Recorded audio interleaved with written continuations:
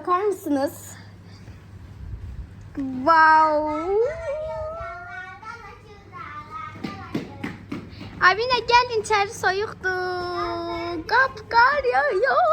Mən də qar gətirim. Mənim əlimə qar düşmür.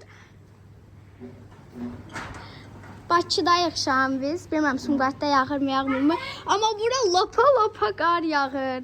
Sizlərlə böyük deyə görsənmi? Çox qəşəngdir. Bayaq sulu qar yağdı, indi isə qar yağır. Əlimə düşmür amma. Külək də var. Ağzımın tüstüsünə baxın.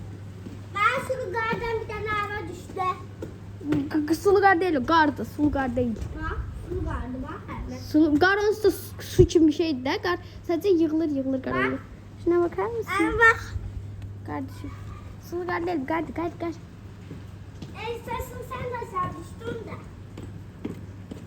Hələ qar yığılmıyor bax. Gərək yığılsın falan olsun. Orada tufan gelir arkadaşlar. Şuna bakar mısınız? Çok iyi kar yağıyor. Kiloya bakın. Elime düştü. Oh my god. Qar bakar mısınız? Burada düşür. Çileyi burada gətirir. Bura belə çataltıdır. Qara bakar mısınız?